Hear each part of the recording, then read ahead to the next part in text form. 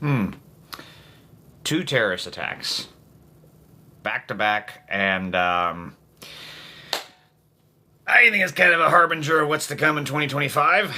Not a good sign. Although, to be fair, one of them, the Tesla Cybertruck thing, is still kind of like, was it a terrorist attack or was it just a really dumb, drunk motherfucker? So, anyways, here we are, 2025. You gave us your worst to start off with. You know, it's kind of like a movie that starts with like a really serious emotional climax. It's like, how do you top that? Now we're just like, what's going to top this? Are we going to be in World War III by December of this year? Like, is that how it's going to go? Oopsie, wrong button. Boomer energy coming out. Shit, press the wrong button. It's, wow, yeah. So if you've been living under under your fucking bed or under your covers, like most of us want to right now with everything that's happening, there were two things that happened on New Year's Day. The first one was obviously an act of terror. This guy drove his car through New Orleans on Bourbon Street, if I remember correct, and killed about 15 and injured a whole bunch of others before the police finally shot him dead. And you know, we've got some background on the guy. He's former military and was radicalized into doing a lone wolf attack for ISIS.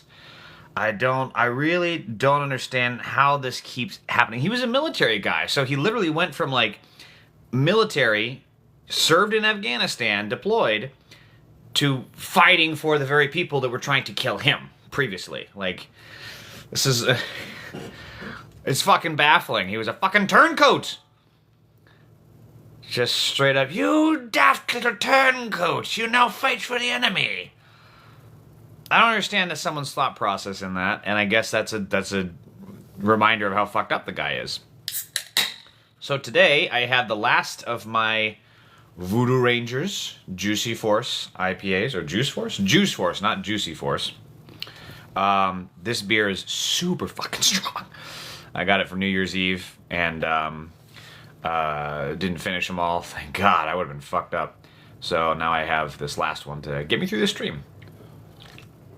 And I will need it. So, anyway, when the news first broke of this terrorist attack, the MAGA right wing, of course, went apeshit because they were really fucking hoping that it was not a white guy. They're just sitting there in the background doing a little seance like, please not a white guy, please not a white guy, please not a white guy. His name is Abdul Jabbar Famanigama. And they're like, yes! I'm sorry, I'm fucking up his name and I don't actually know it, but he has a very Arabic sounding name. And MAGA was just like, oh, yes, we're going to have a field day today, boys. So naturally they assumed that he was an immigrant, which he's fucking not. He was born in fucking Texas, okay? Aren't you guys the ones saying don't mess with Texas? Now you're messing with this guy's birth status? So, born in Texas, and then he was in IT in the military of all things. That's fucking interesting. And then if I remember right, he even was like HR? Or something like that? I'm tempted to Google that. But wow, if he was, what a weird tack. I know HR people are fucking evil, but to say he turns ISIS evil, that's something. So, the guy was radicalized somehow. I've read briefly a little bit about some of the, not this guy specifically, but in the past, they kind of get radicalized online, and they get hooked into I don't know, these kind of chat rooms or forums, I think it is, and ISIS members just radicalize them and brainwash them, and then, you know, they go out and do horrific shit like this. It's really baffling, and so the right wing was super fucking thrilled that, you know, he was a non-white guy, and so they started making up all this bullshit. Oh, he's a Muslim. Oh, he's an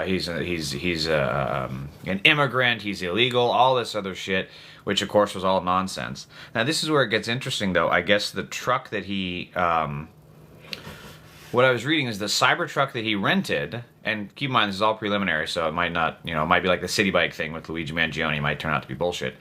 But the Cybertruck that he rented was driven up from Mexico, so then of course the right wing is like, oh, see that? He jumped the border. He's an illegal. Well, he crossed at a point of entry.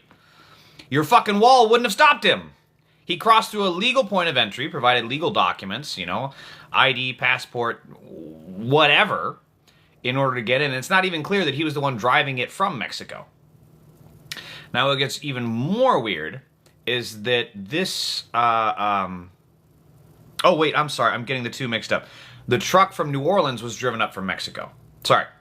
So the truck that was driven up from Mexico, and, the guy, this ISIS guy that ran over everyone in New Orleans, used the same rental company that the Tesla Cybertruck explosion outside Trump Tower in Vegas used as well. I'm not saying let's get conspiracy theory on this, but there's some fucking questions that we should all get answered pretty damn quick during this investigation. So the New Orleans guy drove over all these people, ran over them. It was a nightmare. These folks are just out there having a good time, celebrating the New Year's, and their New Year's became a nightmare. And then he had a whole bunch of guns on him. He had a whole bunch of ammunition. He had explosive devices. He even had like full tactical gear. So he had a bulletproof vest. He had a helmet on.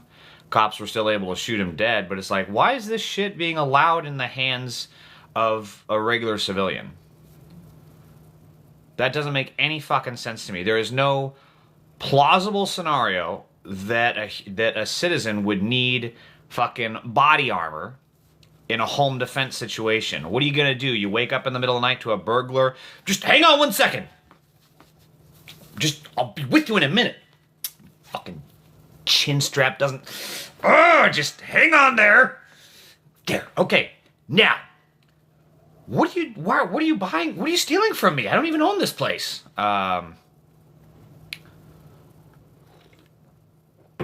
So, and then even with all that, with all the billions that we spend in, domestic law enforcement, the guy was still able to do all this. Fortunately, he only got the 15 with the truck. He didn't get out and wasn't able to shoot his way through the crowd. But how is it that we spend all this money on all this policing and all this domestic law enforcement, and these people are still able to do all this? If we spend the billions that we do for police work, then these kind of things should not happen. But they do happen. So that kind of says that the amount of funding that we're giving these folks isn't accomplishing what it needs to.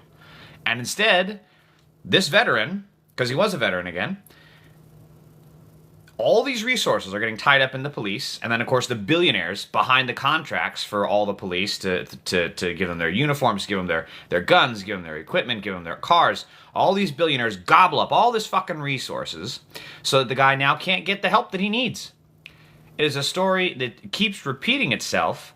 These veterans come back from horrific circumstances, and they are not able to get the help that they need because the VA is underfunded. The Republicans keep trying to cut the budget. They keep trying to eliminate the VA entirely, and we do nothing for it because we don't tax the fucking billionaires to fund these things. We don't defund the fucking police, who clearly are not capable of stopping these to begin with. And all these resources are taken away so that these people are able to become radicalized. And if we don't have the stopgaps out there, again, with mental health treatment, with just having good family around, and hotlines to call when you're feeling like you're going to do something bad, this is going to continue happening. And we need to put resources where they need to be, and it sure as fuck needs to include these folks coming back from war, because these people are trained. And that's why they're able to kill as many people as they're able to, is because that's what they're trained to do.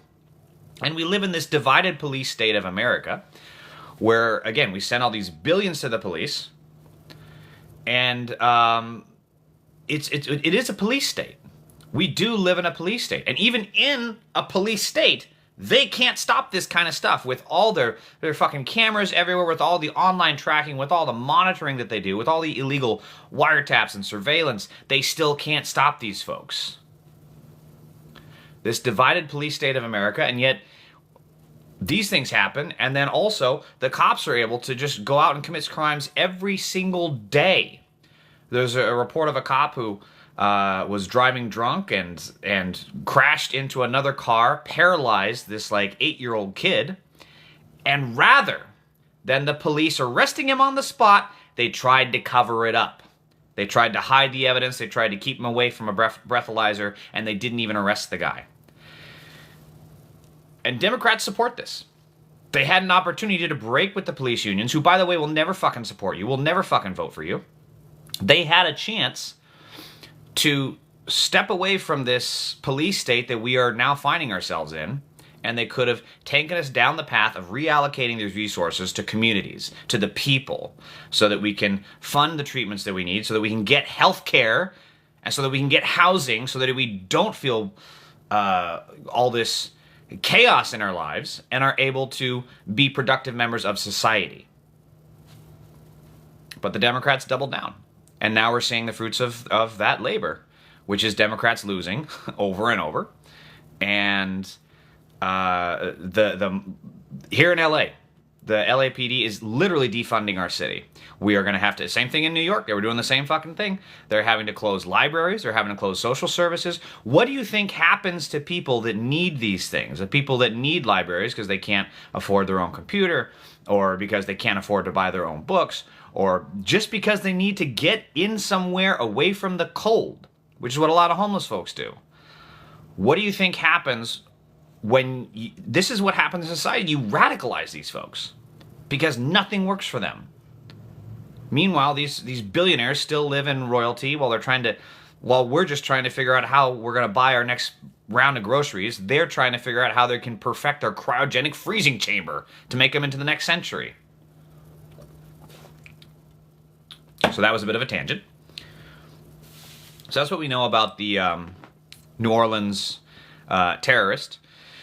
And then we go now with the whole Cybertruck thing that happened outside of... did I get a comment? Hold on, let me see this. Gave me a pop-up saying I had a comment, but I do not see one. I don't understand TikTok. Again, boomer energy. I don't fucking... TikTok, I don't want to buy a clock. I don't know. So the Tesla Cybertruck, this one's weird. I'm not convinced it's an act of terrorism, because it's just now being found out that the guy who was driving the car, you know, also former military, was a huge Trump supporter. Now, we saw this previously with the staged shooting where Trump had to get his little ear boo-boo, where the guy was a Trump supporter. We still don't know why he did it. I am still of the mind that he thought he was going there to set up Overwatch, because he thought, you know, that's how these people think. They're radicalized. They're insane. He's like, I gotta protect Trump because the Secret Service is the deep state. They're not doing their job. I gotta watch out for these trans Antifa people that are gonna do something. And that's what I think he was going to that. But again, we'll never know because he's gone.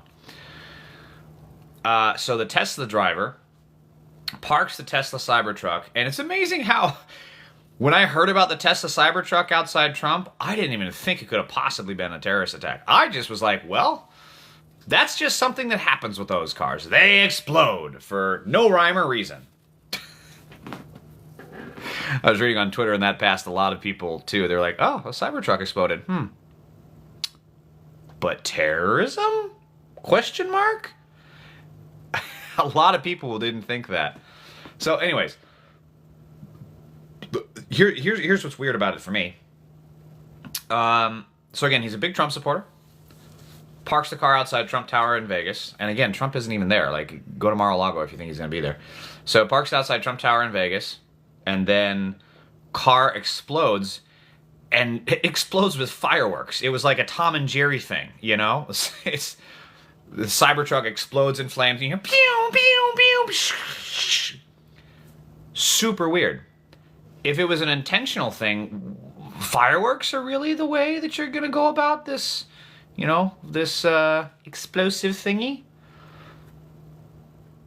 I don't know. That seems weird to me. Seems like with being in the military, you would have some rudimentary knowledge on how to make better devices than that. But I don't know. I mean, we've certainly seen other terrorist attacks where they did have